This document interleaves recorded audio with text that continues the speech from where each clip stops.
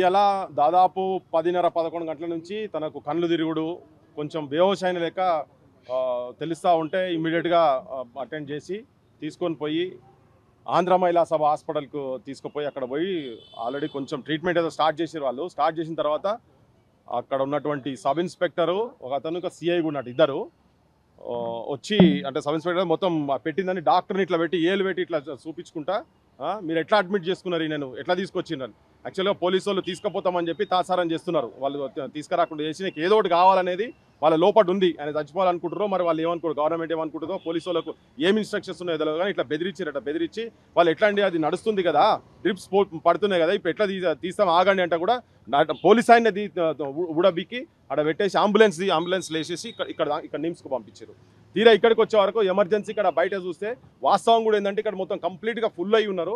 వాళ్ళు నిజంగా స్ట్రెచ్చర్ మీద ట్రీట్మెంట్స్ చేస్తూ ఉన్నారు పేషెంట్లకు. పాపం వాళ్ళ ఇబ్బందులు వాళ్ళు ఇక్కడ డాక్టర్ మాకెవరు చెప్పలేదు, మాకెవరు చెప్పలేదు, మాకు ఇక్కడ తీసుకొస్తానికి ఎవరు చెప్పలేదు. మరి పోలీసు వాళ్ళు ఎందుకు ఇక్కడికి తీసుకొచ్చారు అనేది బద్మాషి ఎందుకు చేస్తారో మాకు అయితే అర్థమవుతలేదు దీని వెనకాల.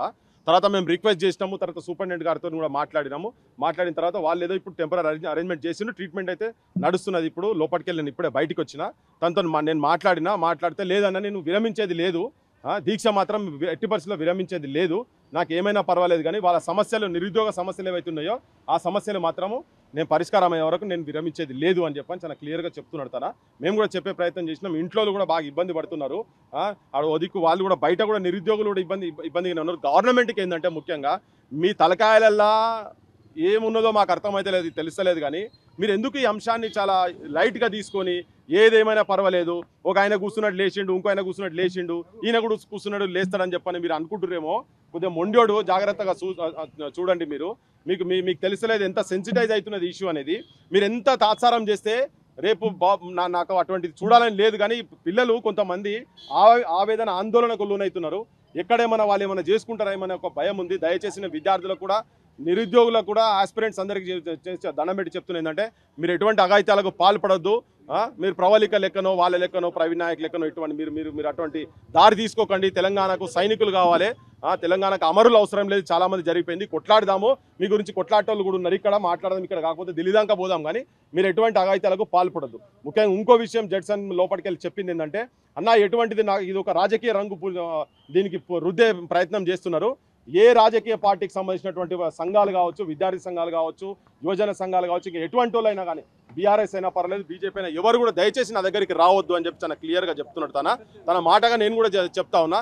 మీరందరూ వచ్చేవరకు ఏంటంటే ఇది ఒక రాజకీయ రంగు పులిమి, దీనికి ఇదంతా ప్రేరేపితమైంది, ఇది ఒక టైలర్డ్ మూవ్మెంట్ అనే లెక్కలు తీసుకోపోతున్నారు. కాబట్టి కాదు, ఇది స్వచ్ఛందంగా చేస్తున్నటువంటిది. ఏ రాజకీయ పార్టీ కానీ దేనికి సంబంధం లేకుండా కేవలం నిరుద్యోగులకు సంబంధించిన డిమాండ్స్ ఏవైతున్నాయో ఆ డిమాండ్స్ ఇప్పటికే చాలా జనాలకు కూడా వెళ్ళిపోయినాయి.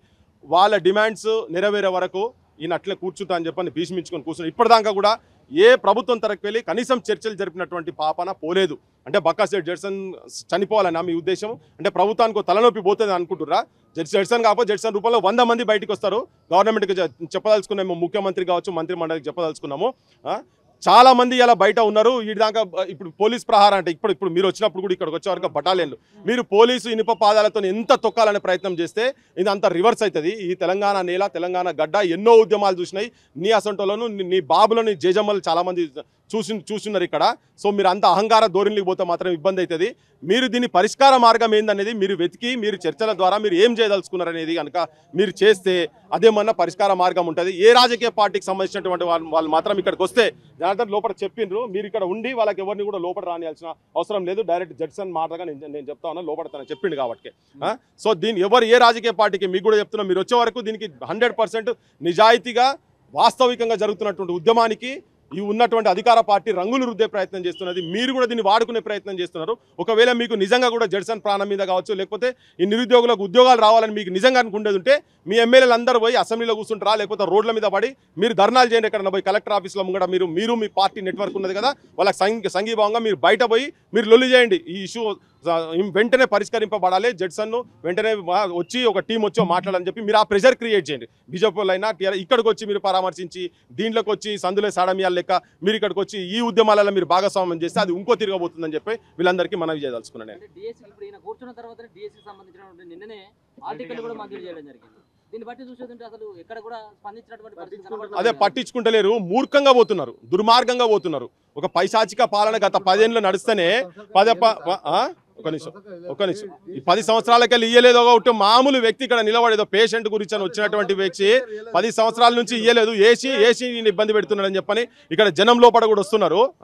అంటే ఇచ్చిన వాళ్ళు కూడా ఇంత ఇబ్బంది పెట్టొద్దు మీరు. మీరు ఎంత ఇబ్బంది పెడితే మీకే అంత నష్టం జరుగుతుంది. ఎందుకంటే మీరే చెప్పిండ్రు, మీరే మొట్టమొదటి తీర్మానంలో, క్యాబినెట్ తీర్మానంలో పాస్ చేస్తాం మేము ఏంటంటే 25,000 డిఎస్సి పోస్టులు మీరు చేస్తామని మీరే ప్రామిస్ చేశారు. ఇప్పుడు చాలా క్యాబినెట్ మీటింగ్లు అయిపోయినాయి, కానీ ఇప్పటిదాకా నెరవేరలేదు. మీరే చెప్పి 2 నెలలు పుస్తకాలు మీరు పక్కకు పెట్టి మీరు మా కార్యకర్తల లెక్క మీరు తిరగండి, మా ప్రభుత్వం రానియనని కాంగ్రెస్ వాళ్ళు దండం పెట్టి గదమ పట్టుకొని బతిలాడితే నిరుద్యోగ యువకులు మొత్తం మా జనార్దన్ నేత చాలా మా టీమ్స్ అని పోయి ఊర్ల పుంట పోయి మీ బస్సు యాత్రలు చేసి ఓట్లేపించారు. జనం దండం పెట్టి కాళ్ళు మొక్కి ఓట్లేపించారు. ఈసారి వేయండి అని చెప్పని మీరు అన్ని ప్రామిసులు మేము వచ్చినాక మేము అన్ని సర్వ విధాలు మీరు ఎట్లా అంటే అట్లా మేము చేస్తామన్న తర్వాత మీరు అట్లీస్ట్ నెగోషియేషన్ జరగాలి కదా. మీకున్న ఇబ్బంది లేని 1:100 తీస్తామని చెప్పి గ్రూప్ 1లో మీరే చెప్పారు, ఇలా 1:50 చేసిండ్రు.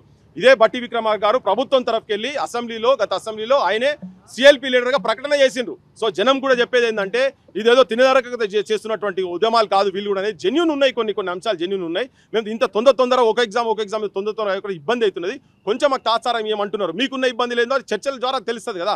కనీసం మీరు ఎవరిని కూర్చోబెట్టి మాట్లాడినరు, ఒక టీం అన్న ఫామ్ కావాలి కదా. మీకు సోయి లేకుంటే ఎవరన్నా మీకు నచ్చిన వాళ్ళతో మాట్లాడేటందుకో ఏంది ఎక్కడో దగ్గర కూర్చొని ఒక ఓడంబడిక జరగాలి కదా. ఒక చర్చల ద్వారా జరుగుతుంది, డైలాగ్ ఉండాలి. నువ్వు ఏది పడుతుంది నీ ఇష్టం వచ్చినట్టు మూర్ఖంగా డిసిషన్స్ తీసుకొని నేను పట్టించుకోను, ఏమవుతుంది మేము హాల్ టికెట్లు ఇస్తున్నాము, ఈ ఒక్కసారి ఇంటే ఇంకెప్పటికి వినాల్సి వస్తుంది అనే ధోరణి మీకు తలకాయలేకుంటే అట్లుండదు. ఎప్పుడు ప్రభుత్వాలు అట్లా నడవాయి. మీకు బేసిక్ అడ్మినిస్ట్రేషన్ కూడా తెలుస్తలేదు. మీకు మీ కాళ్ళను మీరు కూర్చున్న కొమ్మను మీరే గులగొట్టుకుంటారు. కాంగ్రెస్ వాళ్ళకి చెప్పదలుచుకున్నాము. మీ మీద విపరీతమైన వ్యతిరేకత వస్తున్నది. మీకు ఎవరు చెప్తున్నదో సోయికి రాండి మీరు. ప్రభుత్వం సంబంధించిన పెద్దలకు, క్యాబినెట్ మంత్రులకు కావచ్చు, లేకుంటే ఏంటిది దేశీ వాయిదా వేయమంటున్నారు. ఇగో చదువురానలు తలమాసిగా చాలా మాటలు మాట్లాడిన ముఖ్యమంత్రి. జనాలకు కూడా చాలా తెలిసిపోయింది. చాలా మంది చదువుకున్న నేను అన్నా కదా, మొన్న రాత్రి ఎవడో చేస్తే రాత్రి పూట కొన్ని గంటల వ్యవధిలో 15 కిలోమీటర్లు విద్యార్థులు కావచ్చు, విద్యార్థులు ఎక్కడి నుంచో ఓల్డ్ సిటీ కాలేజ్ కాడికి వెళ్ళి నడుచుకుంటూ వస్తే ఒక 10 మంది నన్ను ఆస్పిరెంట్స్ కాని వాళ్ళను, ప్రిపేర్ కాని వాళ్ళను, ఎగ్జామ్ రాయని వాళ్ళని చూపిమని చెప్పినాం. ఇప్పటిదాకా కనీసం మీకు సోయి ఉంటాయి, మీకు అన్ని టీవీలు అన్నీ ఉన్నాయి కదా, అవి చూపించాలి కదా.